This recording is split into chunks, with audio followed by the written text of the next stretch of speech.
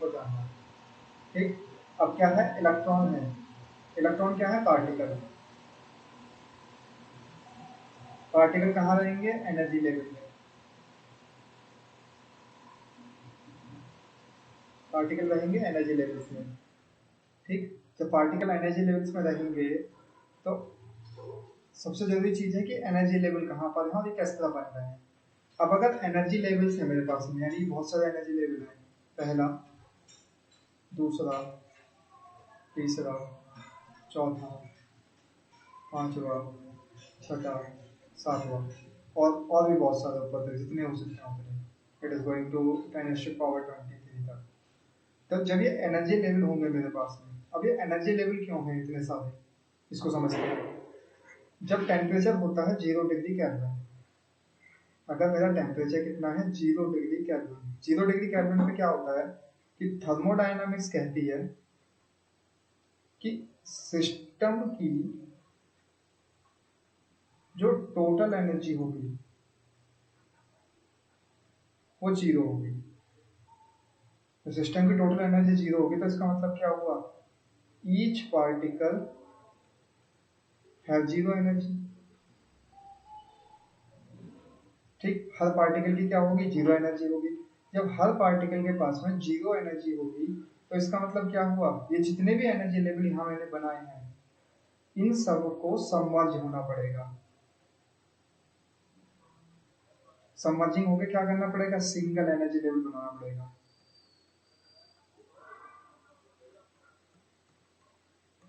ठीक, ये काम करना पड़ेगा। लेकिन अब समस्या क्या है, जो फर्मियंस होते हैं, उनके साथ दिक्कत ये है, वो एक लेवल में दो नहीं रह सकते कभी भी, यानी एक से अधिक रह ही नहीं सकता, चाहे कुछ भी हो जाए।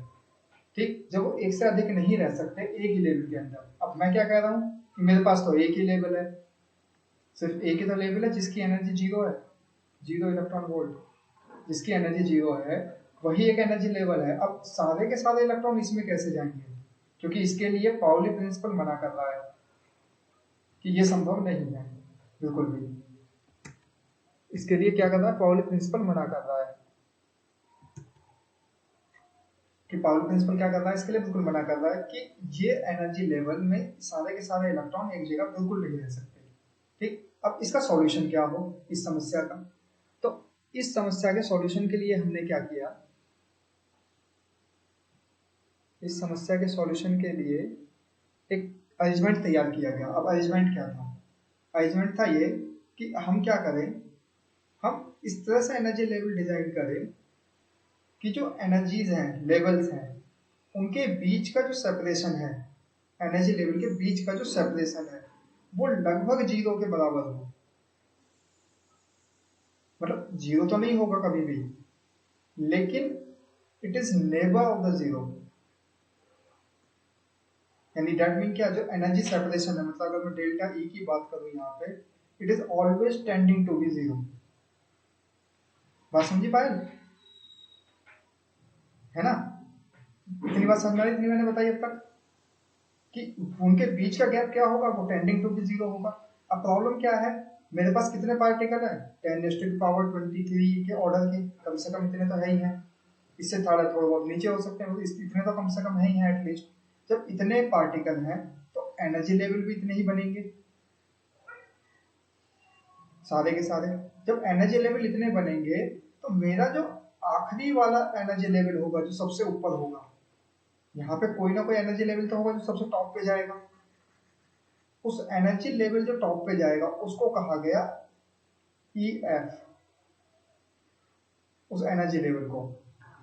क्योंकि यहाँ जो गैप है वो डेल्टा ई तो है ही है, हाँ, delta E does not equal to 0, it is tending to be 0। Okay, I find it is tending to be 0, कि वो टेंडिंग टू बी 0 है, बट लेकिन वो कभी 0 के बराबर नहीं है।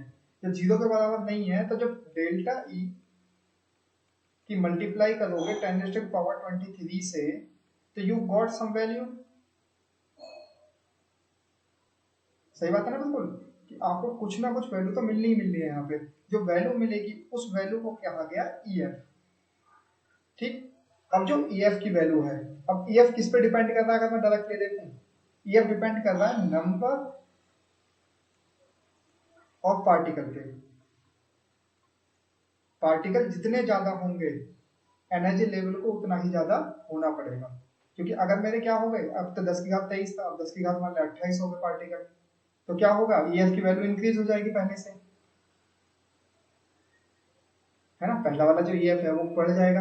अगर ये 28 की जगह 40 हो गए तो ये और बढ़ जाएगा, 50 हो गए तो ये और बढ़ जाएगा। ठीक है, तो 50 तो खैर बहुत मुश्किल है हो पाना। ठीक, तो जो एनर्जी जो EF है उसकी वैल्यू किसके साथ बढ़ती है? पार्टिकल के साथ में। जैसे जैसे पार्टिकल इंक्रीज करते हैं वैसे वैसे उसका EF भी बढ़ता ही है। अब बात करते हैं जो सवाल पूछा गया था एग्जैक्टली, ये तो होगी डेफिनेशन।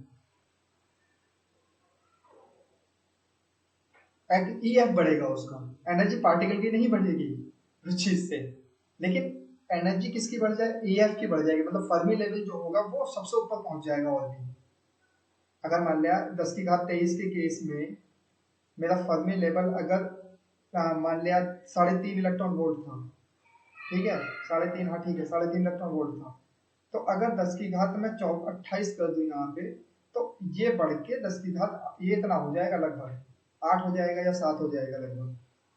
तो ये थोड़ा सा बढ़ जाता है। हाँ, कैसे?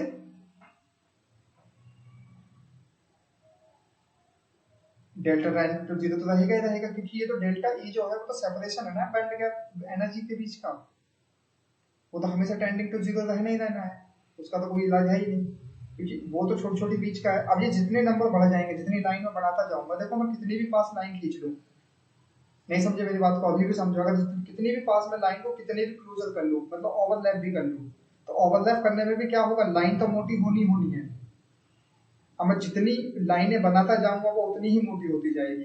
तो यही चीज यहाँ पर है कि यानी मुझे लाइन कैसे बनानी है, लाइन पहली लाइन को ओवरलैप भी ना करे और वो उसके बिल्कुल क्लोज भी हो जाए, मतलब एक दूसरे के ऊपर भी ना चढ़े और वो उसको ओवरलैप भी ना करे बिल्कुल भी।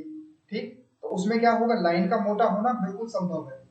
तो यही चीज यहाँ पर है कि ई टेंडिंग टू भी जीरो तो रहेगा ही रहेगा, लेकिन जैसे जैसे नंबर ऑफ पार्टिकल्स बढ़ेंगे वैसे वैसे क्या होगा, आपका फर्मी एनर्जी की वैल्यू भी इंक्रीज होगी। ठीक है, ये पार्टिकल्स डिपेंड करते हैं सिस्टम पे, आपका जो सिस्टम है उसमें कितने पार्टिकल है। ठीक है ना, तो फर्मी लेवल समझ में आया पाया फिर से? नहीं है ना, अब ठीक है पहले से थोड़ी सी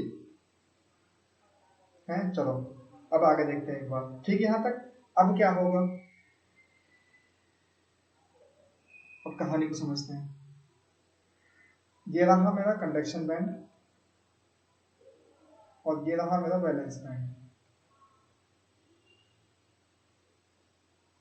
ठीक, अब अगर ये एन टाइप है,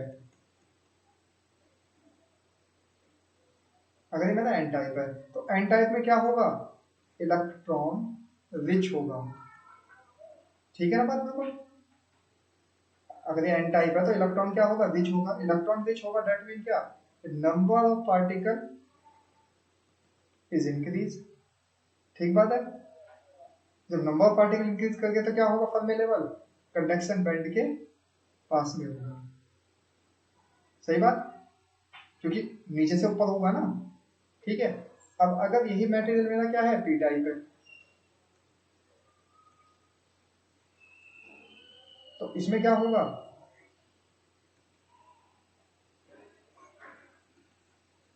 इलेक्ट्रॉन कम होंगे पहले की कंपेरिजन में, तो फर्मी लेवल कहाँ जाएगा, नीचे आ जाएगा। ओके, ठीक है, अभी और पहली समझ में आएगी धीरे धीरे।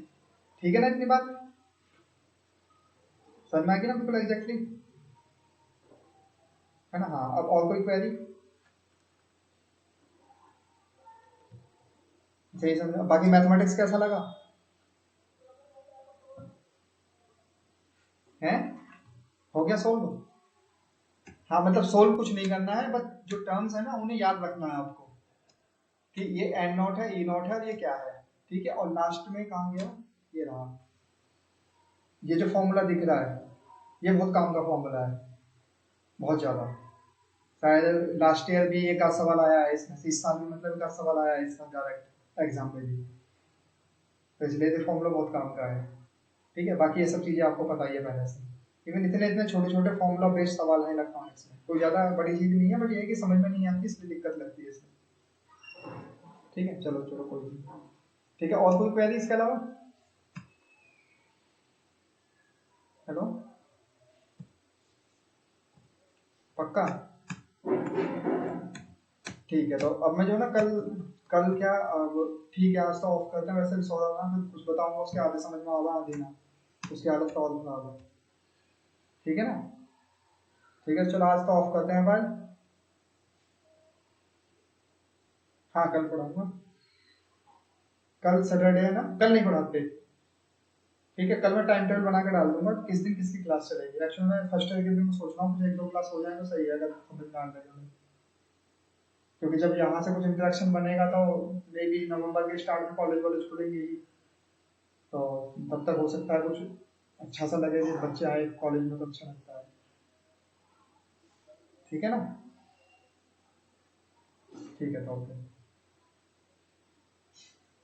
आपका पता नहीं क्या यूनिवर्सिटी ने तुमने दे दिया है, पता नहीं मुझे डुअल क्यों नहीं रोके हुई है सब चीजों को, अब तक बना के दे देना चाहिए था कि बच्चे प्रमोट कर दिए गए हैं, उनका एडमिशन दिया जाए। अब ये पता नहीं प्रमोशन अलग तरीके से कुछ कर रहे हैं। अभी किसी ने किया ही नहीं है एडमिशन, दिक्कत ये है ना। सब एक दूसरे का मतलब चेहरा देख रहे हैं, जैसे हमने सोचा हुआ है कि ये कॉलेज है बरेली में, जिस दिन वो एडमिशन शुरू करेगा सेकंड एंड थर्ड एंड, तो उसके अगले दिन हम शुरू कर देंगे। अब लेकिन पहले वो करे तब ना। हाँ, दिक्कत ये आ रही है, तो जैसे ही एडमिशन शुरू होंगे, बाकी ये तो है पेपर तो नहीं होने, अब बहुत मुश्किल है पेपरों का होना तो। क्योंकि अगर पेपर कराने के चक्कर में रहेंगे तो समझ लो ये ईयर मतलब ईयर का हिसाब और बदल बढ़ जाएगा बहुत ज्यादा। तो पेपर तो होने के चांस बहुत कम है अब। हाँ, लेकिन ये है कि देखते हैं क्या होता है। ठीक है, तो है